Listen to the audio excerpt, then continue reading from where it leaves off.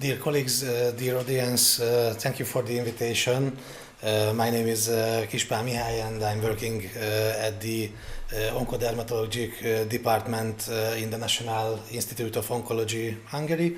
It is a slide which was used in Professor Liszkai's presentation also. So I will not tell a lot about it because we already heard that. So mainly I wanted to focus on our results treating patients, melanoma patients with oligoprogression. So as we can see, the systemic therapeutic modalities radically changed in melanoma in the last 10 years. But this we can manage to prolong the OS and the PFS, but this therapeutic effect is not every time durable. Is mostly heterogenic, and we need to deal with oligoprogression. Oligoprogression is when in a patient who are undergoing systemic drug treatment, tumor growth observed in a maximum 1 or 3 or 5 localizations, or 1 or 3 new lesions appear, but the systemic treatment is effective in all other localization. We collected data from 53 patients treated for advanced melanoma, the survival data and assessment of side effects for 30 patients treated with systemic therapy and with stereotactic radiotherapy, and we assessed the therapeutic response in 23 patients who were treated with electrochemotherapy besides the systemic therapy. The stereotactic radiotherapy, the first application of stereotactic radiation therapy was at 1968 in Sweden. Professor Lars Leksell was the first who basically invented this method. The first method was the gamma knife irradiation. Basically, the stereotactic radiation therapy is a larger number of radiation beams from an external source. It's a teletherapy and delivered from a lot of different regions, each carrying a weak dose fraction, which doesn't harm the non-tumor tissue. But at the focal point, it can trigger a radical tumor damaging effect. And as I said, the surrounding healthy tissues receive only a partial dose. The gamma knife was only used for intracranial metastasis. For extracranial metastasis, we can use the linear accelerator based radiation therapy. They are basically a cone beam CT imaging and the linear accelerator. It is for the precise image-guided radiation therapy, enabling millimeter resolution. At the late 90s, the CyberKnife system was developed, which has become widespread used by the 2010s. It allows for a sub-millimeter accuracy and tracking of respiratory movements. In this picture, we can see the CyberKnife machine, which is only available at the National Institute of Oncology in Hungary. Our method between January 2018 and October 2020, 30 metastatic melanoma patients received stereotactic radiotherapy due to oligoprogression or the presence of oligometastasis. In all cases, the treatment decision was made by multidisciplinary onco team, and in case of central nervous system metastasis, neuro-onco team was involved. 22 patients received stereotactic radiation therapy for intracranial metastasis, and 8 were treated with stereotactic body radiation therapy. The indication was the previously mentioned 3-5 progressing or 1-2 newly appearing metastasis, and it was important that the patient's ECOG or Karnofsky status were good. This was also a contraindication. The poor Karnofsky or ECOG status was a contraindication for the treatment. The median follow-up was 20 months, and the patients were treated with systemic, with targeted therapy, immunotherapy, or chemotherapy as part of their systemic treatment. Radiological follow-up was carried out whole body CT at the start of the treatment and every 3 months thereafter. In the case of brain metastasis, the CT scans were supplemented with an additional brain MRI.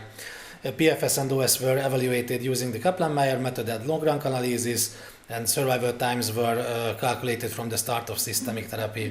Here are some of our patients' characteristics, and for the treated tumors, regarding local response, we achieved complete remission in 6 cases, partial remission in 14 cases, and stable disease in 3 cases, and only 7 cases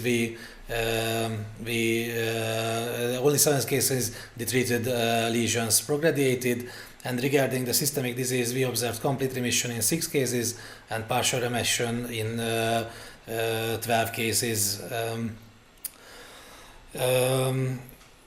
When we completed the study, 14 patients were still receiving systemic treatment or were under observation, while 16 patients had died. The median PFS was 12.5 months. For the specific patient groups, we observed the median PFS of 13 months in patients who received systemic therapy prior to radiotherapy, and 16 months in those who started stereotactic radiotherapy and systemic therapy simultaneously. Patients who did not receive systemic therapy after radiotherapy had a median PFS of 9 months, by those whom radiotherapy was only treatment had a median PFS of 11.5 months. In this picture, we can see on the left it's a significant regression of left-sided trunk metastasis 3 months after stereotactic radiosurgery, and on the right it's a complete remission of two brain metastasis 6 months after stereotactic radiosurgery. In our study, based on the Kaplan-Meier curve, the presence of brain metastasis was which significantly negatively affected the PFS. The M stage and the LDH level were not significant for PFS and OS. A total of 27 side effects were observed in 16 patients. The most side effects were observed with patients who received the treatment for central nervous system metastasis. The most of the side effects were nausea, dizziness, headache, vomiting, and in one case grade 3 mildly severe epileptic seizure. And among these, 9 patients received targeted therapy, 3 patients immunotherapy, and 3 patients received chemotherapy. And the other method we can use, the other method we observed in our patients was the electrochemotherapy. Electrochemotherapy is the first tumor treatment based on the electroporation technique. The treatment was introduced in the 1980s for the local treatment of non-operable tumors. It's basically it's a combination of low-dose chemotherapy and electrical pulse, which can be directly applied to the tumor using specialized electrodes. This treatment, these electrical pulses, increases the permeability of tumor cells, allowing enhanced penetration of the chemotherapeutical agent through the cell membrane. And important that these chemotherapeutical agents are not effective as a therapy, as a systemic therapy for these patients. Only these electrical pulses, only by the increasing permeability of the tumor cells made it effective.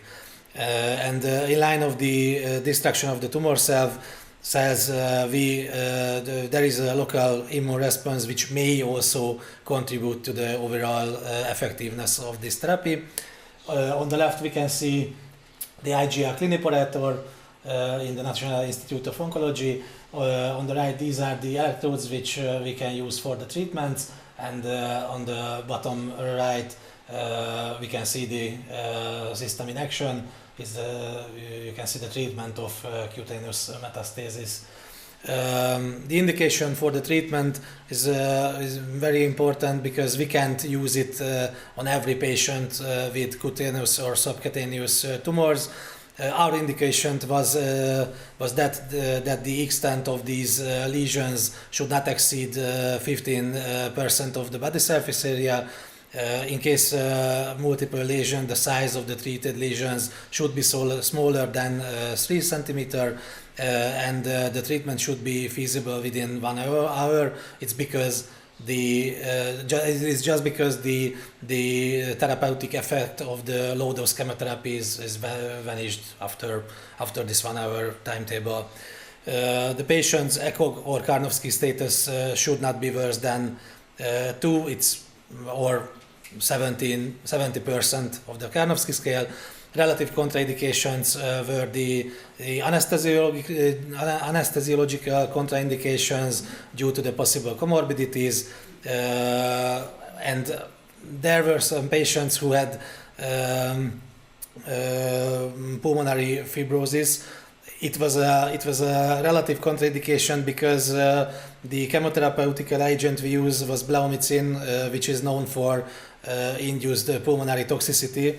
And the other relative contraindications for the previous pulmonary embolism and the presence of pacemaker if we treat metastasis close to the heart.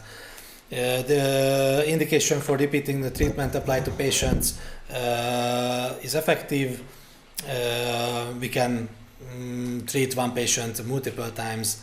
Following the treatment, the local control of our patients was monitored every 2 weeks during the first months and then monthly. In addition, CT and MRI scan were performed every 3 months to assess the status of the treated area and the metastasis in other locations, and photo documentation of the treated lesions was performed using the photo finder device. The follow-up was continuous, occurring every 3 months with a median follow-up time of 17 months, and the status assessment was conducted according to the RECIST 1.1 criteria. Treatment-related side effects were classified based on the CTCAE 5.0. Here are some of our patients' characteristics.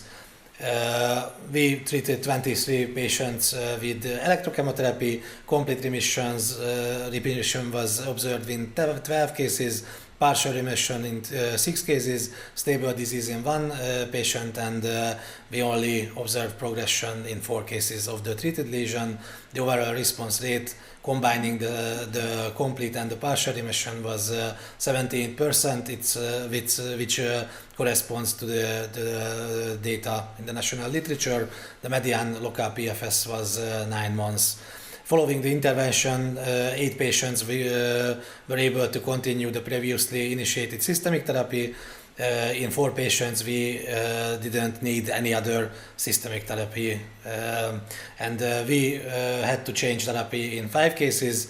Among them, 4 patients had progression of the lesions treated with SCT, while 1 patient progression was observed in another location.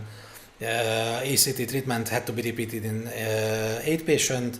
It's the 1/3 of the total patient number, with the time between treatments varying, ranging from 1 to 9 months. And the median overall survival was 17 months. Here we can see 2 of our patients. On the left, it's a nearly complete remission in transit metastasis. It was 3 months after the ACT treatment, and on the right, it's partial remission of the recurrent melanoma. It's just 8 weeks after the treatment. We observed only side effects only 8 cases. They were all mild side effect. In 2 cases, we observed erythema, pain on the treated surface, infection, and edema in 1 case. Our conclusions were, in cases of oligoprogression, we achieved a median PFS of 12.5 months and a median OS of 20 months with systemic therapy combined with stereotactic irradiation. We successfully used the CyberKnife device to accurately determine radiation doses for melanoma metastasis, We conducted data analysis regarding the treatment of extracranial melanoma metastasis with CyberKnife and other LINAC devices focusing of effectiveness and safety. And among the 8 patients treated with SBRT, 75 patients showed therapeutic response. The innovative therapies available for about 10 years, we analyzed the effectiveness and the safety of electrochemotherapy and the systemic treatments, and we concluded that electrochemotherapy, when used alongside innovative therapies, improves the patient's quality of life and can enhance the effectiveness of innovative treatments with tolerable or mild side effects. Thank you for your attention. Nagyon szépen köszönöm a figyelmet.